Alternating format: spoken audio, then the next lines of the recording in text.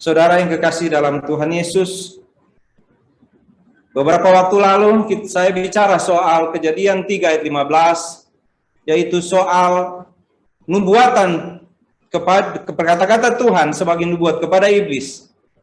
Keturunanmu akan menghancurkan tumitnya, mematuk tumit.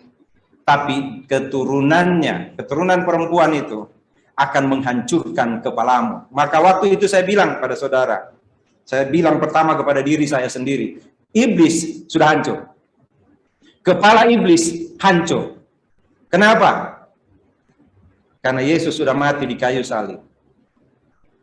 Dia mati untuk menyelamatkan manusia. Dia mati untuk menggenapkan Taurat. Dan dia mati, nubuat yang pertama adalah menghancurkan kepala iblis. Sehingga kalau boleh, jangan takut iblis. Kalau boleh. Kalau tidak boleh, harus boleh. Kenapa? Hancur kepala iblis.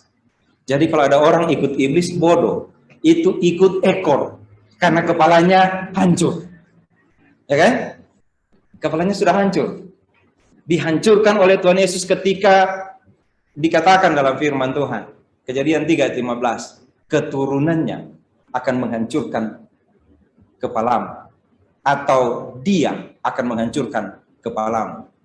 Keturunan perempuan. Dan kita sudah tahu itu adalah Tuhan Yesus.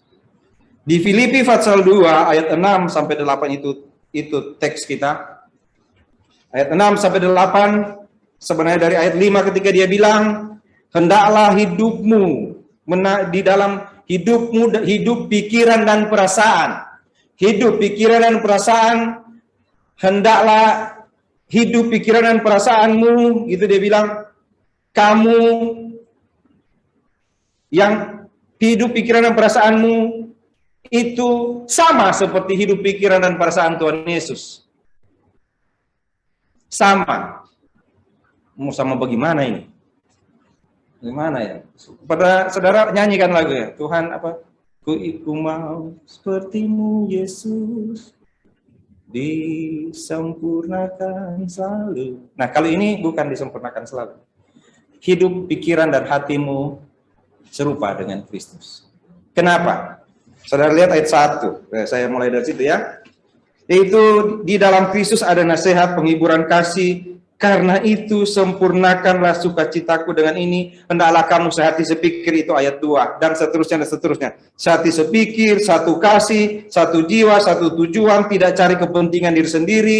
Jangan memperhatikan kepentingannya sendiri, tapi kepentingan orang lain juga.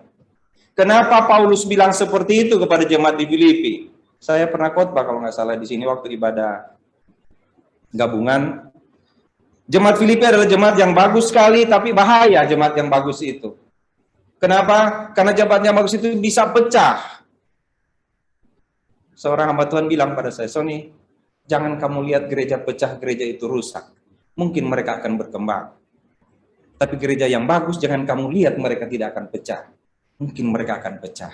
Dari mana? Kalau tidak sehati sepikir, kalau tidak mementingkan orang lain daripada diri sendiri, kalau tidak mencari kepentingan diri, kepujian diri sendiri, itu pecah. Dan saudara tahu di Filipi pada waktu Paulus menulis surat ini, kebiasaan mereka adalah tidak mau kalah. Orang-orang Filipi, walaupun mereka sudah percaya Tuhan Yesus, tetapi mereka adalah orang-orang yang tidak mau kalah. Kalau satu punya seperti ini, yang satu harus seperti ini, yang satu juga seperti ini. Tidak mau kalah. Mereka tidak mau memikirkan orang lain. Mereka mau berpikir tentang diri mereka sendiri. Kalau A punya A ini, B juga harus punya. Kalau perlu lebih tinggi lagi. Itu yang ada dalam kehidupan jemaat di Filipi. Apalagi orang-orang tidak percaya di Filipi. Sama nggak ya dengan sekarang ya? Sekarang sama nggak? Ada nggak sekarang yang lebih suka ke bawah atau lebih suka ke atas? Sakit aja, waktu Andia kena demam berdarah, lalu saya bilang tolong berdoa, Andia kena demam berdarah. Yang bilang pada saya, wah itu belum seberapa Pak, saya demam berdarah-darah Pak, 2 kali darahnya. 2 kali. Padahal yang satu sampai 3 kali darahnya Pak. Pak, dia ada ini begini. Oh, masih saya. Oh iya, yang orang itu nggak mau ke bawah. Sudah sakit masih sombong. Lalu saya bilang ke Andia itu, Andia sekarang tunjukkan engkau sebagai pengkhotbah. Waktu kakaknya sakit, dia bilang pada kakaknya, makan yang banyak kak, berusaha kak, mesti kuat kak makan. Tapi kakaknya bilang, tapi lihat saya nggak enak, harus kalahkan kak, nama Yesus. Oh, itu khotbah luar biasa. Lalu dia sakit di puskesmas, saya bilang, Dek, kemarin khotbah apa Dek? Makan banyak, mari kita lakukan khotbah itu bersama-sama. Setelah pindah rumah sakit, dia mamanya bilang, ayo Dek makan. Nggak enak Pak. Oh. Saya mau telepon Ariel, tapi kerja Ariel, datang Ariel, balas khotbah. Balas khotbah. Aduh, susah sekali ya. Saya bilang kepada ibu-ibu, jangan kira enak berkhotbah. Karena kalau khotbah di sini bilang ini, kita mesti satu sepikir, kita jangan ragu, jangan khawatir akan hidup. Menjadi pelaku firman, kita jangan apa itu? Jangan menjadi orang yang khawatir akan hidup. Baru hujan. Aduh, hujan ya. Baru hujan. Sudah ajak makan, kok cuma ini ya? Biongo, syukur diajak makan. Begini ya. Susah sekali jadi pengkhotbah. Makanya saya minta maaf atas nama para pengkhotbah GABSD. Saya minta maaf kepada jemaat. Karena kami banyak kali berkhotbahnya hebat, ketika kami mengalami kelepak-kelepak juga. Nah, kalau jemaat di Filipi, enggak mau kalah. Pokoknya kalau satu punya ini, dia juga punya. Oh, itu bagus banget kalau jadi jemaat. Tadi Pak Riman berdoa, Pak. Mari kita berdoa untuk biaya gedung. Lalu ada orang kasih 1 juta. Dia bilang cuma 1 juta. 5 juta. Yang datang bilang cuma 5 juta. 10 juta. Itu kalau ada 3 orang aja begitu. Langsung beres nih gereja. Adakah kira-kira yang mau sombong begitu? Nggak mungkin, ya kan? Tapi orang Filipi begitu, mereka tuh begitu. Pokoknya pengen sekali lebih dari orang lain. Dan akhirnya Paulus bilang begini, saudara lihat itu ayat yang kedua. Sempurnakanlah sukacitaku dengan ini. Perhatikan enggak tuh kata itu? Dia bilang gini, kalau saya baru ketemu dengan Nathan. Dulu saya lihat Nathan begini, dia juga begitu. Dia sini. Nathan sini, Sewa sini. Sekarang baru datang kan? Mau kemana Sewa? Mau kemana? Mau kemana? Kayak gitu ya. Jadi terbalik. Saudara, hubungan akrab sekali ketika dia bilang gini, sempurnakanlah sukacitaku dengan ini. Nathan bikin Om Sony senang. Dia bikin Om Sony senang. Waktu dia ulang tahun, saya kirim hadiah yang dia kasih ke saya pada tahun berapa dia? 2010. Nah, dia bikin tempat ballpoint. Lalu saya foto. Dia ingat ini. Iya Om, waktu itu saya masih pendek. Saya bilang Dea, saya bilang Sela, saya bilang Meme, saya bilang Alexa, saya bilang Cem, bikin Om Sony senang. Itu apa tandanya? Akrab sekali kan ya? Ya. Ya. Walaupun jemaatnya suka berlomba-lomba, tapi Paulus bilang begini, sempurnakanlah sukacita. Boleh nggak kalian bikin saya senang? Ya kan? Boleh nggak kalian bikin saya senang? Dengan hendaklah kamu sehati sepikir. Boleh nggak bikin saya senang? Kira-kira begitu yang Paulus bilang. Ya kan? Saya bilang ke Ariel sama dia, bikin papa senang. Bagaimana caranya Pak? Bikin kue balapis. Bikin papa senang. Bikin orang tua senang. Tapi Paulus bilang, bikin saya senang. Sempurnakan suka. Saya senang lihat kalian, tapi boleh nggak sempurnakan sukacitaku dengan ini? Yaitu, hendaklah kamu sehati sepikir. Bisa nggak? Sulit. Ya kan? Nggak bisa. Mau sehati sepikir, orang suami istri aja susah. Orang lain lagi. Tapi Paulus bilang begitu, hati sepikir, satu kasih, satu jiwa, satu tujuan, tidak cari kepentingan diri sendiri atau puji-pujian yang sia-sia, hendaklah rendah hati, menganggap orang lain lebih utama dari dirinya sendiri. Aduh, Ya kan? Saya waktu berkunjung ke Andia di rumah sakit, saya mau masuk di lift, lalu seorang ibu dengan anak kecil, dia tanya ke saya, "Bapak mau kemana?" Saya bilang lantai 3. Sama-sama Pak. Lalu dia buka itu. Saya lihat dia, ini ibu ini. Luar biasa. Dia nggak kenal saya. Masih muda, ibunya masih muda. Silakan Pak. Oh, saya dalam hati saya mesti balas satu waktu. Saya pengen balas supaya dia mudah-mudahan dia berpikir seperti saya. Hebat banget nih ibu ini. Saya pengen balas satu waktu, tapi saya nggak ketemu. Saya cuma ketemu dengan yang office boy. Lalu saya buka pintu, lalu dia bilang, "Terima kasih Pak." Saya bilang, rasakan itu kalau saya berbuat baik. Bilang terima kasih kan pada saya, ya kan? Rasakan itu. Saudara lihat, biarlah orang lain lebih penting daripada saya. Saya suka sekali nonton di YouTube. Saya cerita ke saudara, sudah cerita. Ada kalau anak-anak Jepang itu ada mobil dibikin rekaman, lalu ada anak Jepang sekolah di ujung sana, lalu mobil itu berhenti dan anak-anak Jepang itu nyebrang. Lalu mereka berbalik dan mereka begini. Ini orang Jepang. Orang anugerah nggak mereka? Bukan. Orang percaya? Bukan. Nah, orang anugerah kalau ketemu orang, kalau begini, ada tukang apa itu namanya? Sapu depan itu, yang cleaning service itu lewat, lalu orang dia bilang, "Mak, sini Mak, mau misal ini ya." Bawa ya. Nah, terus saya bilang, "Kok Ibu begitu?" Kan memang dia dibayar untuk itu. Saya bilang, "Yang begini nih muter kutub nih, kayak begini nih kelakuan ini." Ya, tapi kita nggak begitu. Terus saya tahu nggak, hamba itu kemarin ada 2 orang di situ lagi bersih-bersih di samping situ, di apa ini air wudhu itu, tempat wudhu lagi bersih-bersih. Lalu saya datang, lagi bersih, iya. Mereka nanya, "Tante mana? Ibu mana?" Loh, saya kok yang datang? Kenapa kok tanya ibu?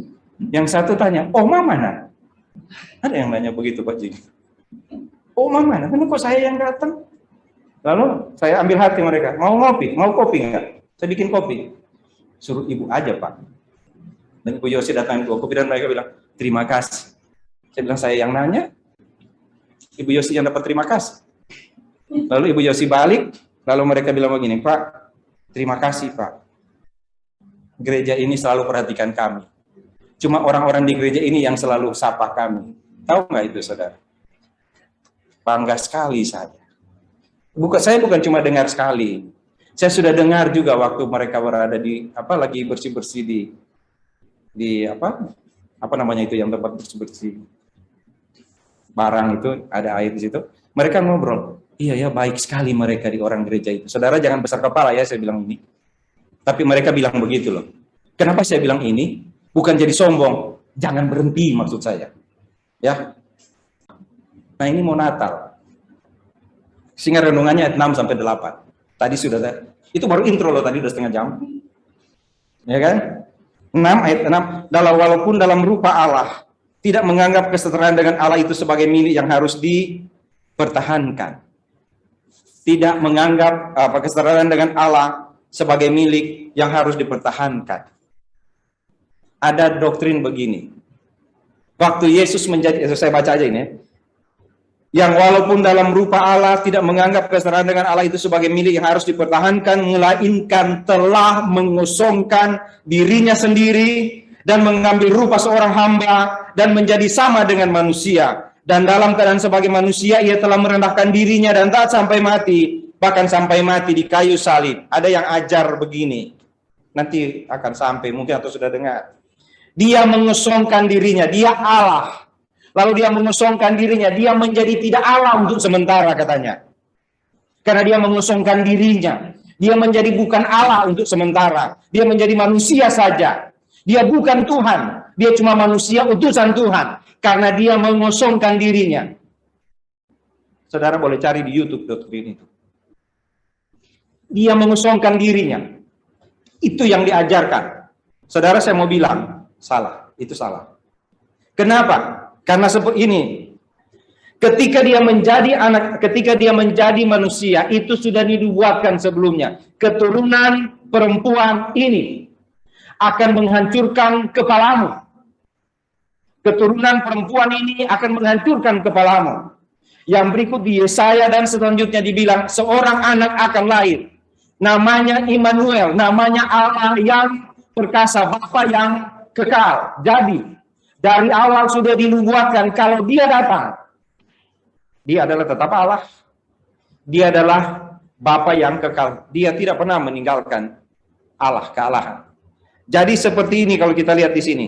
Dia telah mengosongkan dirinya sendiri, mengambil rupa seorang hamba. Saudara, boleh lihat di 4 Injil bagaimana Yesus menunjukkan dirinya sebagai Allah. Ya kan? Membangkitkan orang mati, menyembuhkan orang sakit, memberi makan orang lapar, meneduhkan angin ribut, bahkan mengatakan pada satu pohon, enggak, jangan berbuah engkau, dan tidak berbuah, dan mengusir iblis. Itu sudah dilakukan Yesus. Baru Paulus bilang kepada jemaat di Filipi, Paulus bilang kepada jemaat di Filipi, dia telah mengosongkan dirinya. Tetapi faktanya dia sudah melakukan tugasnya sebagai Allah. Dia sudah menyatakan dirinya sebagai Allah. Tapi dia bilang kepada jemaat di Filipi, dia mengosongkan dirinya. Karena kamu harus belajar dari dia. Lebih mengutamakan orang lain.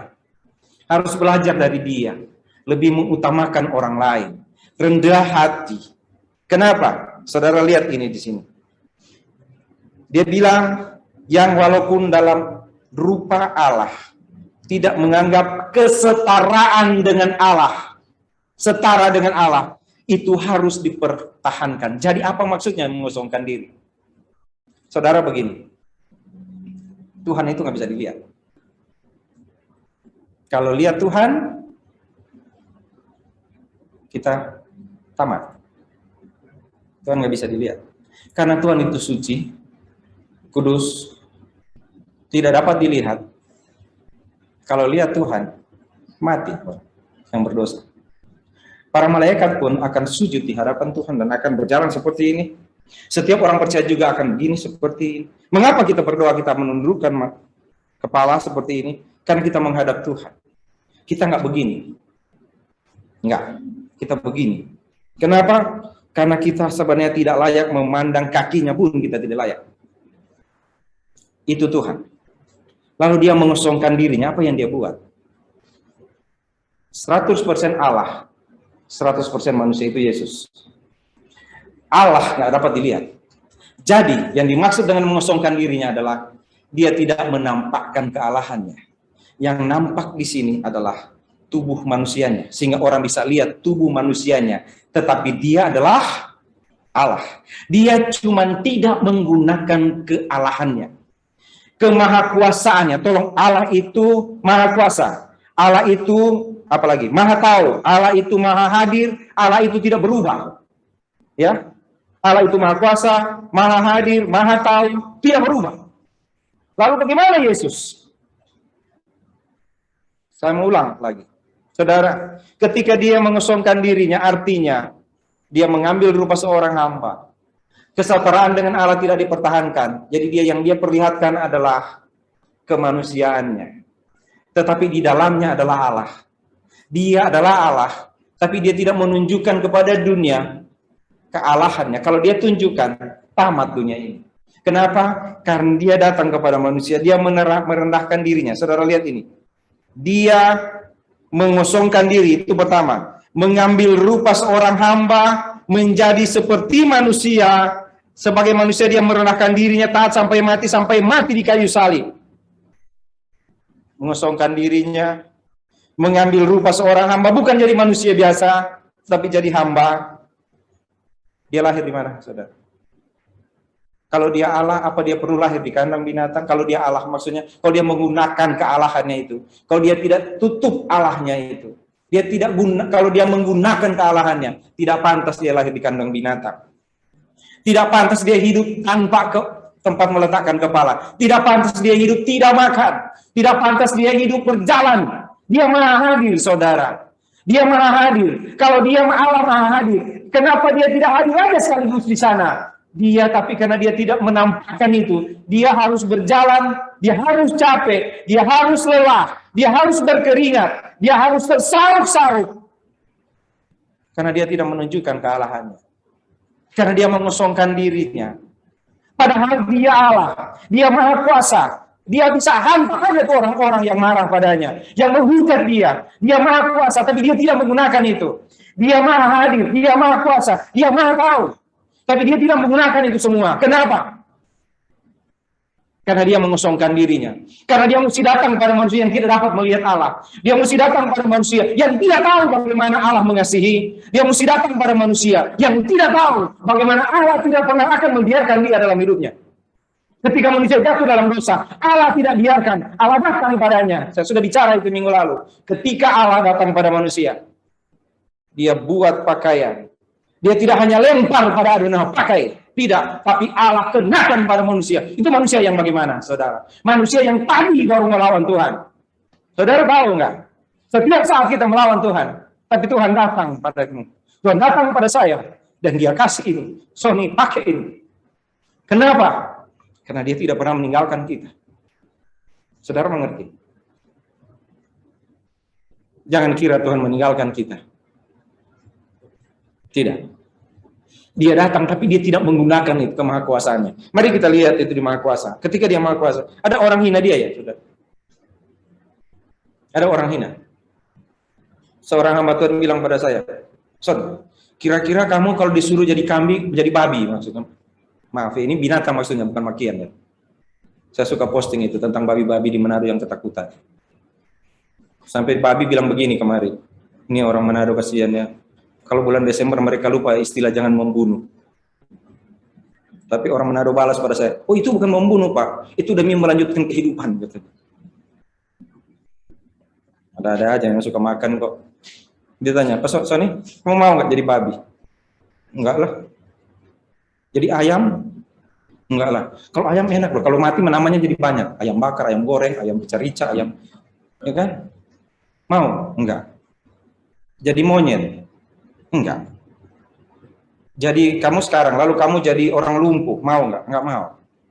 Kamu sekarang, tapi jadi orang kaya sekali, bukan orang kaya biasa, orang kaya sekali, enggak mau. Kenapa? Cuma sekali. Saya mau terus.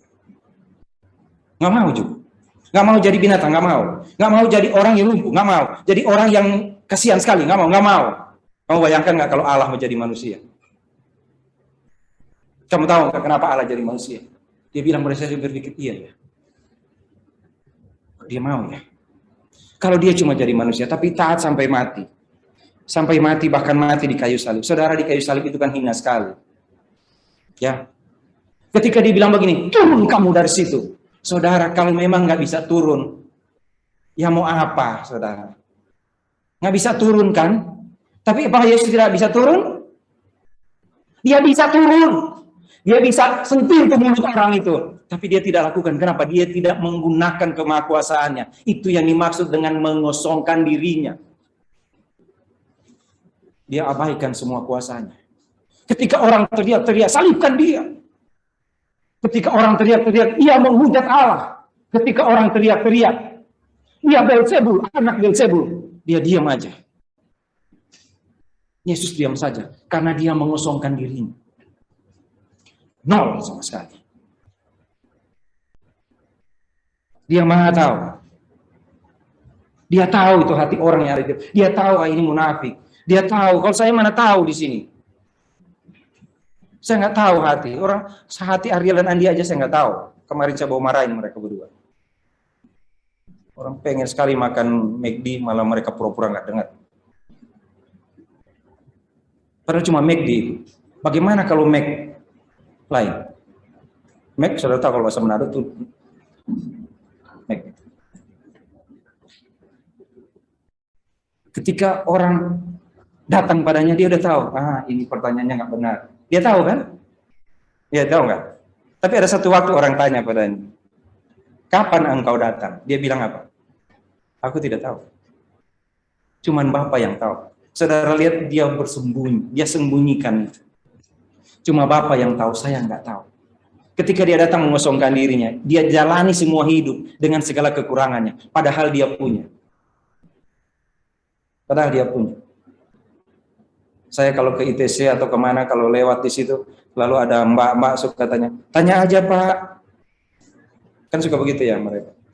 Tanya aja Pak, coba kalau saya punya uang banyak, Saya kasih gaji kamu, pulang aja, kasihan kamu. Tiap orang tanya-tanya aja. Kita udah lewat, ada hal promo, padahal kita udah lewat, dia masih ngoceh terus, itu kan kasihan banget. Ya kan? Kalau saya punya sesuatu, lalu saya bisa tolong orang lain, saya tidak lakukan, bukan saya tersiksa. Kalau saya bisa balas pada orang yang jahat pada saya, tapi saya tidak lakukan, bukankah saya tersiksa? Maha hadir. Saya bilang tadi, apa itu maha hadir? Yesus itu maha hadir. Dia boleh tiba-tiba ada di satu tempat, tapi dia nggak pergi. Dia mesti, ayo kita pergi ke Yerusalem, ayo kita pergi ke Bethesda, ayo kita pergi ke Galilea, ayo kita pergi nyebrang. Dia berjalan, padahal dia bisa saja dari sini tiba-tiba dia sudah di sana. Saudara ingat ketika mereka di laut, dia berjalan di atas air, di danau dia berjalan di atas air, dia tidak menggunakan itu. Kenapa? Karena dia mengosongkan diri. Untuk apa? Supaya kamu belajar saling mengasihi. Selain dia mati untuk menyelamatkan manusia, tetapi supaya kita belajar bagaimana saling mengasihi. Ya, dia tidak berubah. Maha tahu, maha hadir, maha kuasa, tidak berubah, itu Tuhan. Ya, tidak berubah. Allah yang tidak berubah, tapi fisiknya berubah. Dari anak kecil, dia lapar, dia berubah sampai menjadi dewasa dan terluka. Dia terima itu semua, padahal dia harusnya tidak berubah. Kalau dia di sini, sampai di ujung sana dia tapi dia mengosongkan dirinya. Dia mengosongkan dirinya dan mengambil rupa sebagai manusia. Dalam keadaan sebagai manusia, dia merendahkan dirinya dan taat sampai mati. Saudara, itu Natal. Itu kedatangan Tuhan Yesus. Dia tinggalkan semuanya supaya manusia sukacita. Jadi pantas kalau manusia bersukacita. Pantas manusia bersukacita. Cuma saya mau ingatkan, saudara. Karena dia meninggalkan sifat-sifat kealahannya itu. Supaya kita belajar, supaya kita dapat melihat Tuhan, supaya kita dapat belajar, oh begini ya. Inilah harga yang dia bayar. Dia bisa turun dari surga datang ke dunia, datang sampai di kayu salib. Dia datang di situ, saudara, supaya kita selamat. Jadi hargailah itu. Dia lahir di kandang binatang. Dan semua orang datang lihat dia. Semua orang datang lihat dia. Dia di palungan di situ. Dengan kain lampin. Saya membayangkan bagaimana kalau saya melihat itu. Bagaimana kalau saya melihat itu. Bagaimana kalau saya melihat satu orang anak yang kekasih. Saya tidak kenal siapa. Lalu dia digendong. Saya pernah lihat kan ibu-ibu gendong bayi gitu jadi minta-minta kan. Kita kasihan ke ibu atau tuh anak? Itu anak itu kan. Kita akan beri sesuatu. Tapi Yesus kita, Tuhan kita, lahir di kandang binatang. Untuk apa? Supaya kita bersuka cita. Tapi kalau kita bersuka cita, supaya apa? Supaya kita tahu. Di situ dibilang, tidak mencari kepentingan diri sendiri atau pujian yang sia-sia. Hendaklah kamu rendah hati, menganggap seorang lebih dari orang lain. Saudara, Tuhan Yesus yang datang ke dunia adalah Tuhan yang tidak menggunakan semua haknya untuk mempermudah hidupnya. Jadi dia tidak gunakan kealahannya ketika dia datang di dunia supaya hidupnya enak. Tuhan Yesus tidak menggunakan itu supaya dia hidup enak. Karena dia mau datang sebagai hamba dan taat sampai mati. Saudara, kita tidak akan dapat mengikuti Tuhan Yesus seperti itu.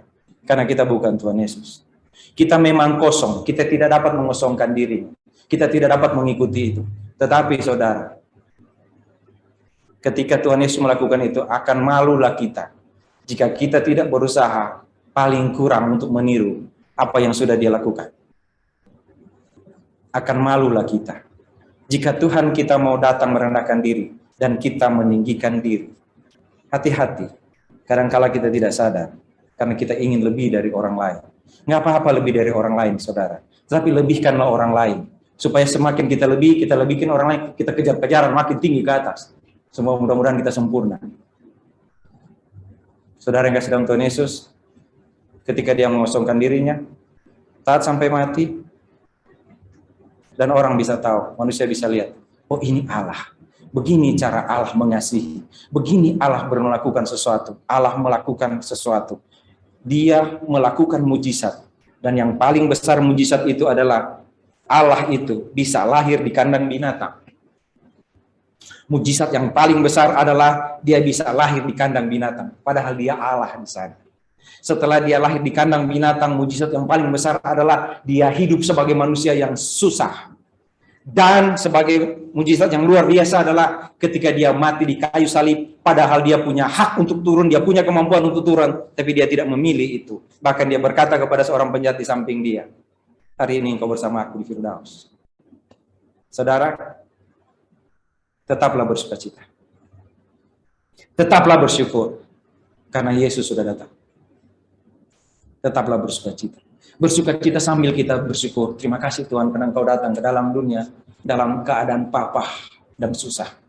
Terima kasih Tuhan, hamba yang harusnya ke neraka, tapi Engkau selamatkan hamba. Terima kasih Tuhan, terima kasih Tuhan, karena banyak sekali orang melihat bahwa ada Yesus. Pernah ada Yesus dalam sejarah yang lahir ke dalam dunia ini. Terima kasih Tuhan, semoga satu waktu kelak mereka akan menjadi percaya kepadamu. Dan utuslah hamba untuk bicara tentang Yesus. Tadi pagi ada bapak dan ibu dengan mobil mewah, tadi datang di depan. Saya dan Ibu Yosi baru dari toilet. Lalu mereka datang, satpam bilang, Pak itu mau cari gereja Pak. Lalu kami datang, mereka bilang, Pak ada gereja. Saya bilang itu gereja offline, belum bisa, masih online. Oh kami cari offline. Biasa Bapak gereja di mana? Dia bilang satu gereja. Saya berpikir apa sih, saya ajak aja ya ke sini. Cuma belum ada orang di sini. Jadi Ariel sama Pak Das belum ada, mereka belum atur-atur ini. Kalau saya dan Ibu Yos, kalau saya ajak saya mau mana? Lalu mereka pergi. Oh enggak, saya cuma sempat bilang, ya mudah-mudahan nanti ketemu gereja dan Bapak boleh mendapat berita bahwa Yesus mati dan mengampuni segala dosa Bapak dan Ibu. Dan mereka pergi. Waktu mereka pergi, Ibu Yosi bilang pada saya, kenapa kamu nggak ajak aja? Dan itu adalah kesalahan saya. Kenapa nggak ajak aja? Tapi baru jam 8:30. Ibu-ibu datang kan 10:30. 9:30. Ya kan?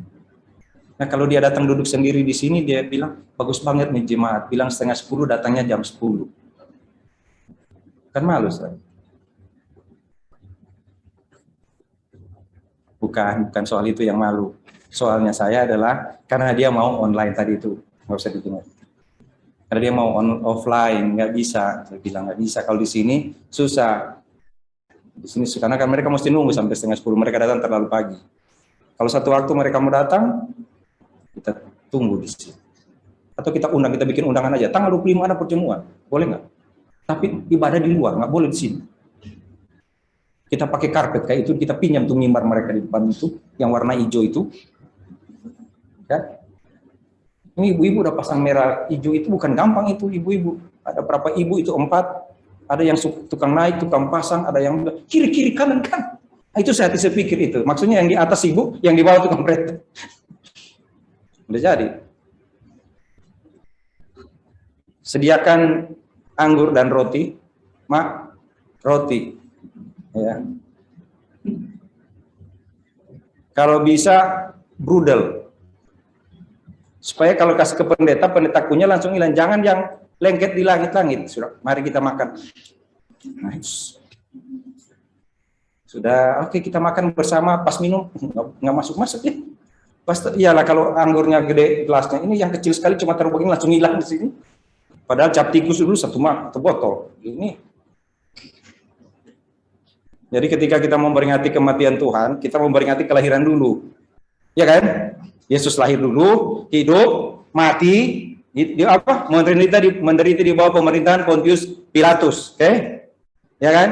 Disalibkan, mati, dikuburkan, turun ke dalam kerajaan maut. Pada hari yang ketiga bangkit pula dari antara orang mati, terus naik ke surga dan akan datang dari sana untuk menghakimi orang yang hidup dan yang ya jangan cuma sampai dilahir, sampai menghakimi dan siap-siap dihakimi kalau nggak benar-benar percaya.